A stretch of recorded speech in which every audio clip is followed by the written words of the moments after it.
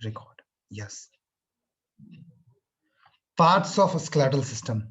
Skeletal system है क्या? जो बोनी स्ट्रक्चर से बना हुआ सिस्टम स्केलेटल सिस्टम कहलाता है। इसमें अलग अलग मतलब स्केलेटल सिस्टम के जिसमें बोन्स हो, जॉइंट्स हो, कार्टिलेज है, लिगामेंट्स है, टेंडन है, ये क्या है स्केलेटल सिस्टम को बनाते हैं। ठीक है, bones, joints, cartilage and ligaments. ठीक है, अब इसके दो जो स्केलेटल सिस्टम है उसको दो भागों में डिवाइड किया गया, एक एक्सियल स्केलेटन और दूसरा अपेंडिकुलर स्केलेटन। पेंडिकुलर को भी दो में डिवाइड किया गया है, एक क्या है लिम्ब्स एंड गर्डल। लिम्ब मतलब क्या हो गया आपके हैंड्स, और गर्डल मतलब आपके हिप और शोल्डर। ठीक है, ये दो अलग अलग डिवाइड किया गया है। एनोटर्स स्पॉटलाइट, ये जी, ये आप देख सकते हैं। स्ट्रक्चर देखिए स्केलेटल सिस्टम का, आप राइट व्यूज लेफ्ट व्यूज देख सकते हैं। Bone skeleton, function of bones. अब बोन का फंक्शंस क्या होता है? तो ये हमारे बॉडी को एक सपोर्ट देता है। ठीक है, बॉडी को एक सपोर्ट देता है, स्टैंड खड़े चलने में, लोकोमोशन में हेल्प करता है। प्रोटेक्शन ऑफ सॉफ्ट ऑर्गन्स, हमारे जो सॉफ्ट ऑर्गन्स है, वाइटल ऑर्गन्स है, लीवर है, किडनी है, पेनक्रियाज है, इनको प्रोटेक्ट करता है, ब्रेन को प्रोटेक्ट करता है। Movements due to attached skeletal muscle, movement एक लोकोमोशन प्रोवाइड करता है बॉडी का। ठीक है, storage of minerals and fats, fat और मिनरल्स को स्टोर करता है लार्ज अमाउंट में। जो हमारा मसल टिश्यू है उसमें सबसे ज्यादा क्या कौन सी होती है? हमारे मसल्स में कौन सा टिश्यू सबसे ज्यादा मात्रा में पाई जाती है? फोस्फोरस। मसल्स में फोस्फोरस लार्ज अमाउंट में होती है, और पोटासियम। ठीक है, पोटासियम और सल्फर की जो मात्रा, और जो हमारे बोन है उसमें कैल्शियम की सबसे अबंडेंट मात्रा पाई जाती है। ठीक है, पोटासियम क्या होता है सबसे ज्यादा पाया जाता है मसल्स में। मसल्स में सबसे ज्यादा कौन सा मिनरल है? पोटासियम, और बोन में कैल्शियम। ठीक है, याद रखिएगा। ब्लड सेल फॉर्मेशन, हमारे ब्लड के सेल में फॉर्मेशन में भी हेल्प करता है। ठीक है, बोन के सेल में फॉर्मेशन में भी हेल्प करता है। कैसे? इसका फॉर्मेशन इस प्रकार हेल्प करता है कि जो हमारे रेड बोन, ठीक है, बोन हमारा जो बोन है उसका जो सेंटर है, उसका कैविटी में क्या पाया जाता है? रेड बोन मैरो और white, red bone marrow and yellow bone marrow. हम इसको डिस्कस करेंगे आगे क्लास में। ठीक है, यस। जो हमारा स्केलेटल सिस्टम है उसको ध्यान से देखेंगे तो लगभग 206 हड्डियां पाई जाती है हमारे स्केलेटल सिस्टम में। टू बेसिक बोन टिश्यू, दो तरह के बेसिक बोन टिश्यू पाए जाते हैं हमारे बोन्स में। कॉम्पैक्ट बोन्स क्या है? दो तरह के बोन्स पाए जाते हैं, कॉम्पैक्ट और दूसरा spongy bone.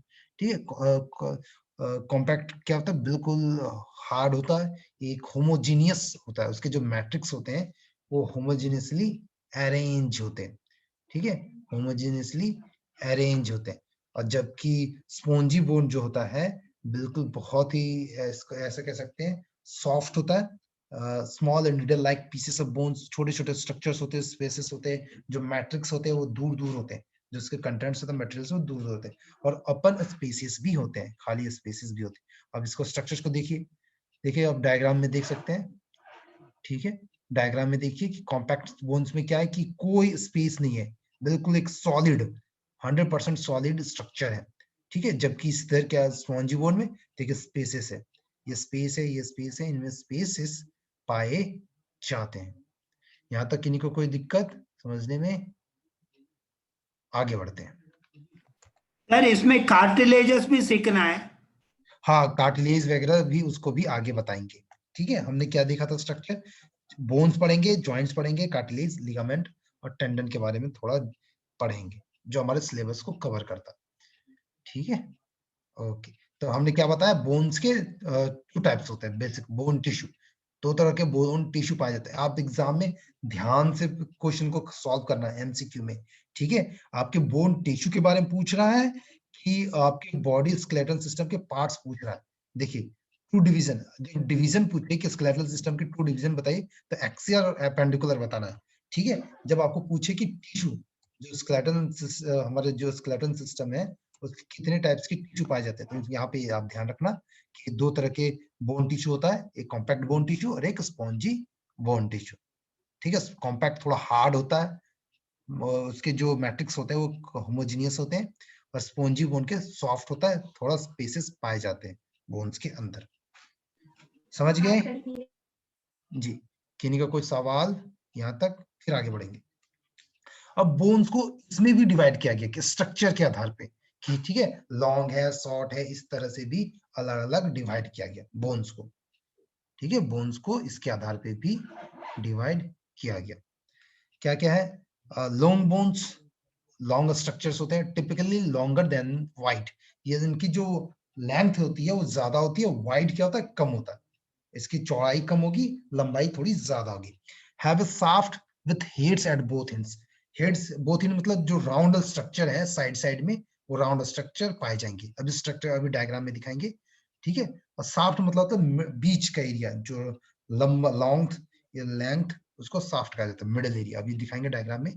Contain mostly compact bone. इसमें क्या होता है, बहुत ही हार्ड जो बोन टिश्यू है वो जनरली इसमें पाए जाते हैं। कुछ स्पॉन्जी बोन्स भी है इसमें, टिश्यू, बोन टिश्यू, ठीक है, वो भी पाए जाते हैं, लेकिन मोस्टली इसमें कॉम्पैक्ट बोन टिश्यू पाया जाता है। ठीक है, एग्जाम्पल क्या हो गया, ये एग्जाम में आपको पूछे जाएंगे, मैच करवाने आता है आपको। एग्जाम में क्या आता है, मैच करवाने, लॉन्ग बोन्स शॉर्ट बोन्स को मैच करवाने एग्जाम में पूछ जाते हैं। फीमर, ह्यूमरस, एग्जांपल्स क्या है, फीमर है, ह्यूमर है। फीमर कहां पाया जाता है, आपके लेग में। ह्यूमरस क्या है, आपके हैंड में। ठीक है, थाइस, थाई बोन है फीमर, ह्यूमरस आर्म बोन है, आर्म बोन। अगला नेक्स्ट क्लासिफिकेशन आपका बोन्स का, शॉर्ट बोन्स। शॉर्ट बोन्स मतलब क्या क्या, जिसकी जनरली क्यूब शेप के होते हैं। शॉर्ट बोन्स का क्या साइज होता है, क्यूब लाइक स्ट्रक्चर होते हैं, छोटे छोटे स्मॉल्स होते हैं, और कंटेन मोस्टली स्पॉन्जी बोन। इसमें सॉफ्ट स्पॉन्जी बोन्स पाए जाते हैं। इसके एग्जांपल्स क्या है, रिस्ट के बोन, कार्पल्स और टार्सल्स। कार्पल्स क्या है, कार्पल्स कितने होते हैं, 8 नंबर, कार्पल्स का नंबर कितने होती है, 8। टार्सल्स के नंबर कितने होते हैं, 7। ठीक है, कार्पल्स के 8 अलग अलग बोन्स होते हैं। लूनेट है, कैपिटेट है, मेटेट है, ट्रेपेजॉइड है, ट्रेपेजियम है, स्केफॉइड है। सर टाल्स के कितने बताए, 7। हर एक बोन्स के अभी ओके दो, टोटल 206 हड्डियां, 206 हड्डियों के नाम हम याद करेंगे अभी क्लास में। ठीक है, इनसे हमेशा हर बार, स्केलेटल सिस्टम बहुत इंपॉर्टेंट, हर बार सवाल पूछा ही जाता है, एक या दो। ठीक है, स्केलेटल सिस्टम से। अब देखिए फ्लैट बोन्स। फ्लैट बोन्स क्या होता है कि थिन होते हैं, ठीक है, और फ्लैट एंड होते हैं, बिल्कुल फ्लैट स्ट्रक्चर्स टाइप्स के होते हैं, थिन और फ्लैट, यूजुअली कर्व्ड, और थोड़ा सा कर्व इसका स्ट्रक्चर्स पाए जाएंगे। Thin layers of compact bones around a layer of spongy bone. ठीक है, compact bone around a layer of spongy bone. Thin layers होंगे कॉम्पैक्ट बोन का, और स्पॉन्जी बोन्स का भी कवरिंग है। जैसे एग्जांपल स्कल, ठीक है, जो हमारा स्कल है, क्रेनियम है, उसका एग्जांपल है। रिब्स है, ठीक है, स्टर्नम है, रिब्स और स्टर्नम। ठीक है, स्टर्नम कहां पाया जाता है, चेस्ट के बिल्कुल सेंटर में। रिब्स क्या है, बिल्कुल साइड साइड्स में आपकी जो रिब केज है, वो स्टर्नम का काम करता है। Classification of bones. अब बोन्स की क्लासिफिकेशन की बात की जाए तो यहाँ ध्यान से देखिए, एक आयरेगुलर बोन्स है। आयरेगुलर बोन्स कैसा होता है कि उसका स्ट्रक्चर आयरेगुलर स्ट्रक्चर की तरह होता है। ठीक है, दूसरे बोन्स की तरह बिल्कुल बिल्कुल ही डिफरेंट है, बिल्कुल ही डिफरेंट है। एग्जांपल वर्टिब्रा ऑफ हिप, आपको अब डायग्राम से दिखाता हूँ। देखिए, ये लॉन्ग बोन्स के एग्जांपल है, लॉन्ग बोन, शॉर्ट बोन्स, देखिए छोटे से स्ट्रक्चर्स होते हैं, कार्पल्स, रिस्ट, और ये फ्लैट बोन्स जो स्कल्स में पाया जाता है, और आयरेगुलर बोन। आयरेगुलर बोन्स का स्ट्रक्चर क्या है, देखिए स्ट्रक्चर, एक तो यहाँ पर राउंडेड शेप है, फिर स्ट्रक्चर सर, ये स्ट्रक्चर ऑफ रेक्टेंगल है, फिर और ज्यादा रेक्टेंगल है, फिर सर्कल भी है। तो इसका स्ट्रक्चर फिक्स नहीं होता, आयरेगुलर है। ठीक है, फिक्स स्ट्रक्चर नहीं। इनका फिक्स स्ट्रक्चर क्या है, ये फ्लैट है, और ये क्या है, एक राउंड फ्लैट शेप का है। ठीक है, इसका लॉन्ग बोन एक फिक्स शेप है। इसमें क्या है कि शॉर्ट बोन से साइज फिक्स है, तो इसका आप हमें ध्यान रखना। अब लॉन्ग बोन की, यहां तक क्लियर है सबका, कोई सवाल है? चलिए आगे बढ़ते हैं। बहुत ही सिंपल सा कॉन्सेप्ट है, ध्यान से देखिए, समझिए। अब anatomy, gross anatomy of a long bone. अब एक बोन का स्ट्रक्चर समझ लेते हैं। जिस तरह हमने मसल टिश्यू का, सेल का पूरा 1 बाय 1 स्ट्रक्चर देखा था कि मसल टिश्यू किससे बना होता है, हमने पूरा स्ट्रक्चर देखा कि मसल सेल जो है मसल फाइबर से बना होता है, ठीक है, और एक मसल फाइबर के अंदर एक्टिन और मायोसिन फिलामेंट होते हैं, ठीक है। और जो हमारे बहुत सारे मसल फाइबर एक साथ मसल सेल मिलते हैं उसको क्या कहते हैं, फेसिकल कहते हैं, मसल फेसिकल, ठीक है। तो उसी प्रकार यहाँ भी स्ट्रक्चर देखेंगे एक लॉन्ग बोन का, ठीक है। हम वहां पे स्केलेटल मसल्स पढ़ा था, यहाँ पे एक लॉन्ग बोन का स्ट्रक्चर समझ लेंगे तो सारी चीजें क्लियर हो जाएगी। अब इसके जो लॉन्ग बोन के जो मेजर स्ट्रक्चर है उसका दो नाम है, एक एपिफाइसिस और दूसरा डायफाइसिस, ठीक है। डायफाइसिस क्या होता है, जो सेंटर वाला पार्ट है उसको डायफाइसिस कहते हैं, ठीक है, क्या कहा जाता है, डायफाइसिस। और एपिफाइसिस क्या होता है, जो हेड वाला पार्ट है, वन हेड टू हेड, ठीक है, इसे एपिफाइसिस कहते हैं। तो डायफाइसिस क्या होता है, बिल्कुल मिडिल वाला पार्ट, ये देखिए आप डायग्राम में देख सकते हैं, स्पॉटलाइट चल रहा है इसमें, ये यहाँ से इस पोर्शन को क्या कहते हैं, डायफाइसिस। इसको क्यों डायफाइसिस कहते हैं, इसका क्या खासियत है, इसकी खास बात ये है कि एक सैफ्ट के रूप में काम करता है, सैफ्ट मतलब लॉन्ग स्ट्रक्चर, ठीक है, लॉन्ग स्ट्रक्चर को सैफ्ट कहा जाता है। कंपोज्ड ऑफ कॉम्पैक्ट बोन, इसमें क्या होता है कि जो बोन्स होते हैं वो बहुत ही डेंसली अरेंज होते हैं, डेंस होते हैं, ठीक है, आपस में कोई स्पेस नहीं होता, टिश्यू जो होते हैं उसके सेल हैं बहुत ही नजदीक नजदीक अरेंज होते हैं।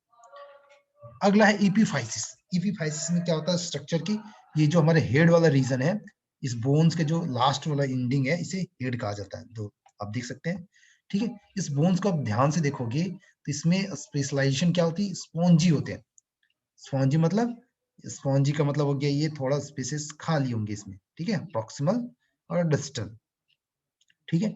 Ends of the bone composed of mostly of the spongy bone, इसमें स्पॉन्जी बोन्स पाए जाते हैं, एंड्स ये जो बोन्स के लास्ट एंडिंग में पाए जाते हैं, ठीक है, क्लियर है।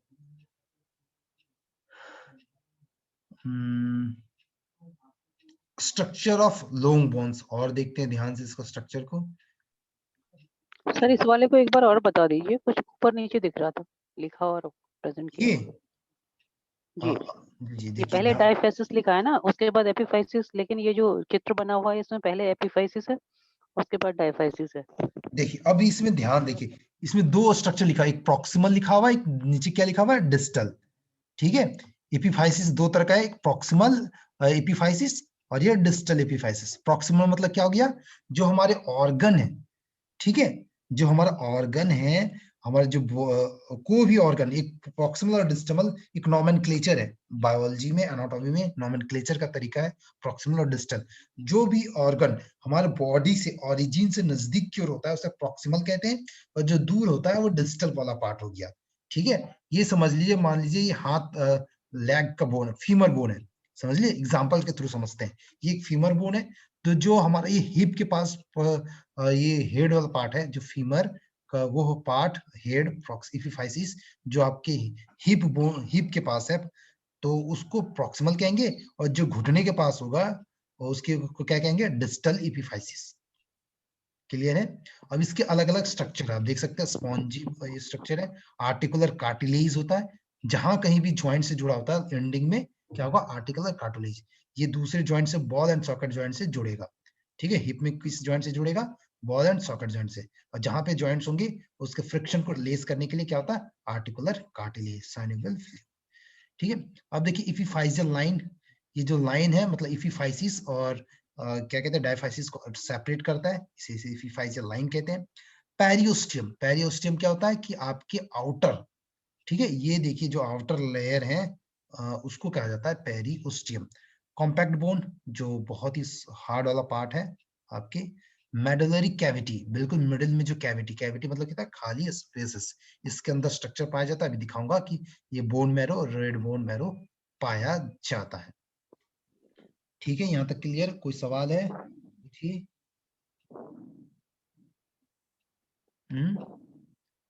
और किन्हीं का कोई सवाल ठीक है यहाँ सर। जी, आगे बढ़ते हैं। स्ट्रक्चर ऑफ लॉन्ग बोन्स, और ध्यान से देखेंगे कि मिडिल वाला पार्ट्स, अब कहाँ देख रहे हैं हम, ये वाला पार्ट्स को देखते हैं, इसके अंदर और क्या क्या स्ट्रक्चर्स पाए जाते हैं।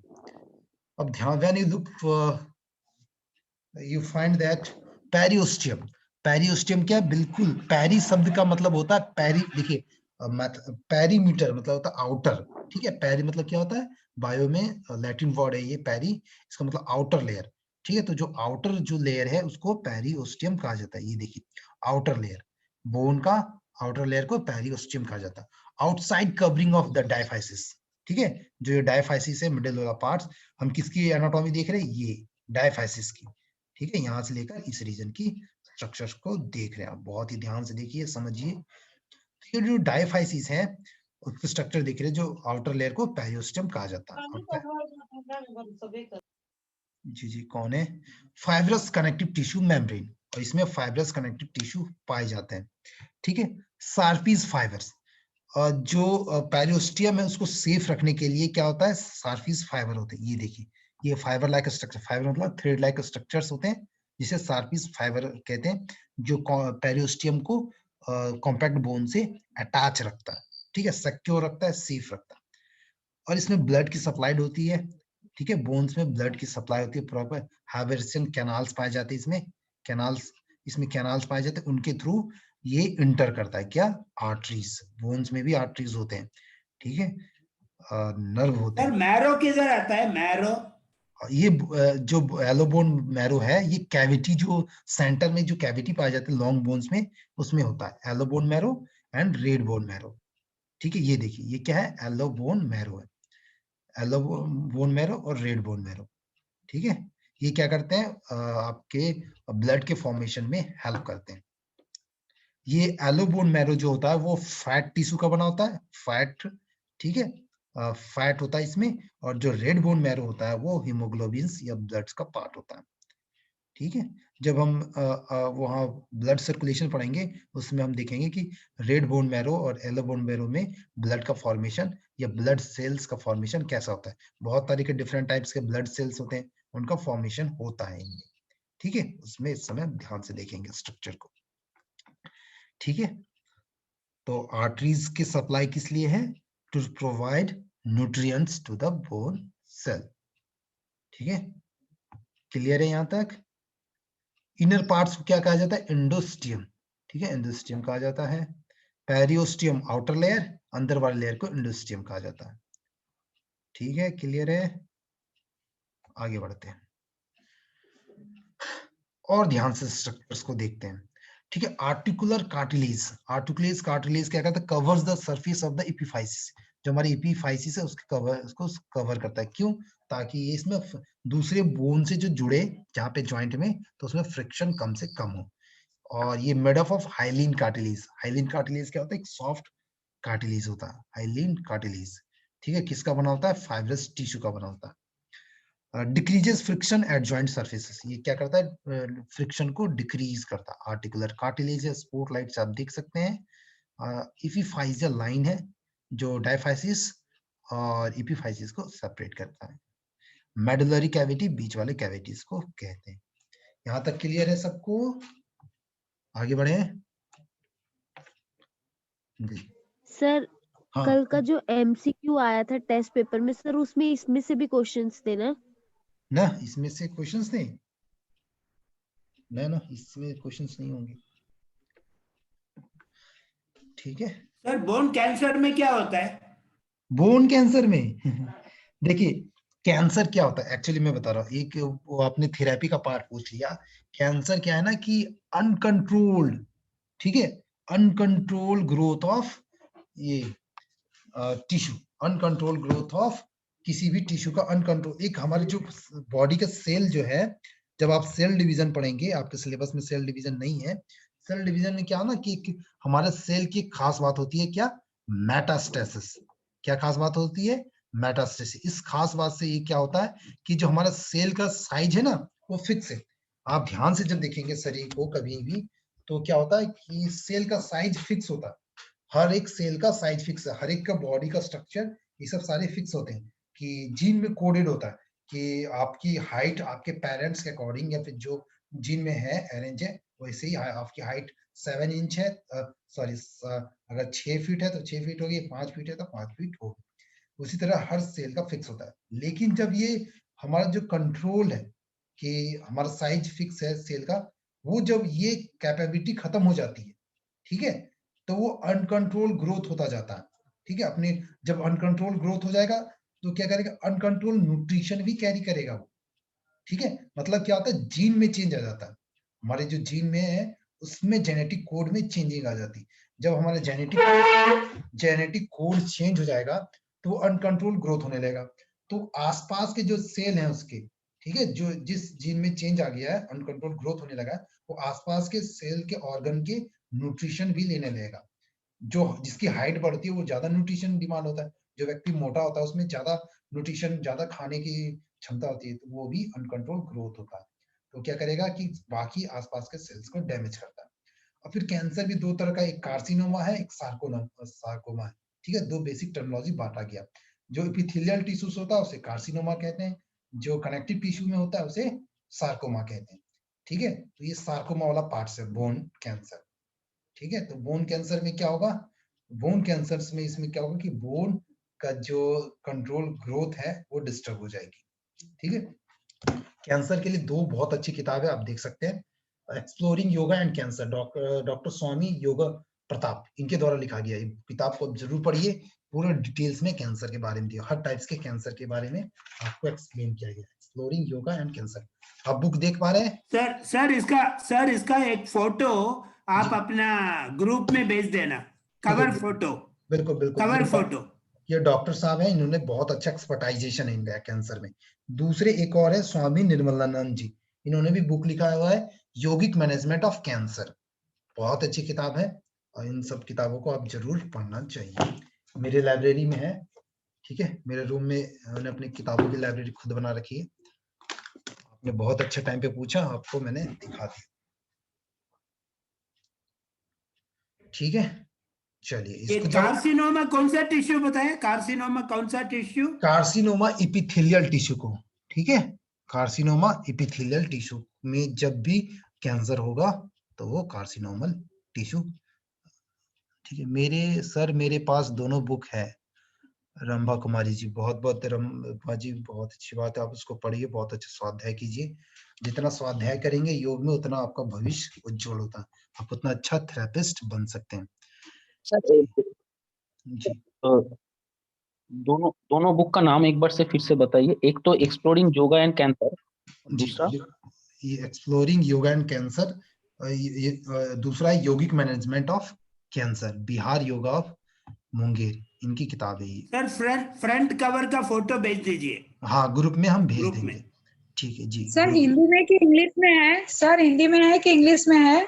ये बुक ना, बिहार योगा की जो बुक आती है वो ज्यादातर इंग्लिश में ही आती है, ठीक है, और अच्छा। इंग्लिश में है, हाँ इंग्लिश में, अच्छा, हिंदी, इसका ओके, हिंदी वर्जन धन्यवाद। भी मिल जाएगा हिंदी में आपको, नहीं आती है, इंग्लिश में ही आती है। हिंदी वर्जन भी मिल जाएगा, ओके। मोस्टली ये लिखा गया है इंग्लिश में ही, ठीक है। ओके जी, तो हम पढ़ रहे थे structure of bones, long bones, ठीक है। ओके, आगे बढ़े इन चीजों को, चलिए।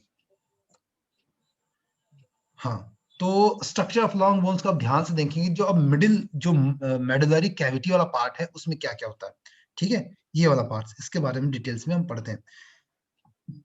जो मेडुलरी कैविटी होता है, कैविटी ऑफ द शाफ्ट होता है, कंटेंट्स, ये क्या करता है, एलो बोन मैरो, ठीक है, एलो बोन मैरो कंटेंट्स करता है, और ये एडल्ट्स में पाया जाता है, मोस्टली फैट, ठीक है, फैट टिश्यू का बना होता है ये।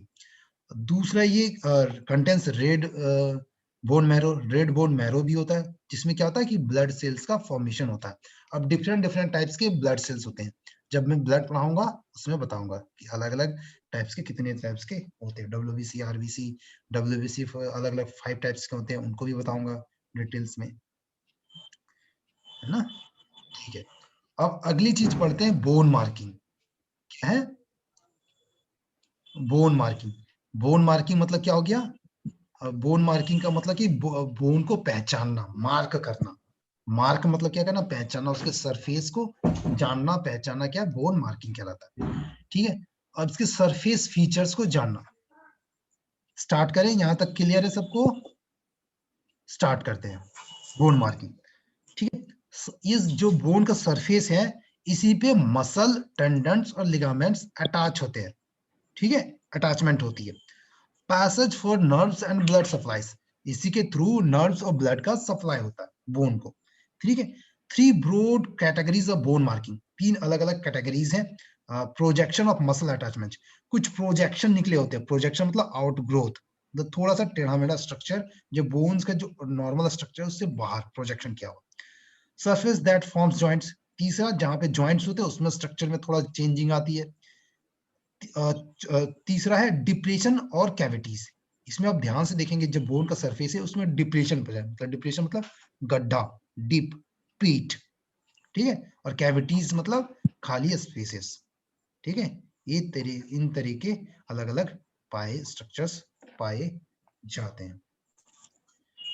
अब इसको थोड़ा सा ये डिटेल में है, आपके वैसे काम का नहीं है, फिर भी मैं बता देता हूँ कि जो अलग बोन्स का अलग अलग स्ट्रक्चर्स पाए जाते हैं। वॉइस में गड़ ठीक है ओके, थोड़ा सा मैं वेट कर रहा हूँ, कोई बात नहीं, रिपीट कर देता हूँ मैं, चीजों को कहीं भी दिक्कत आएगी हम रिपीट कर देंगे, ठीक है, वॉइस ब्रेक होगी हम रिपीट कर देंगे। यहाँ तो अब मैंने समझ लिया ना आप लोगों ने।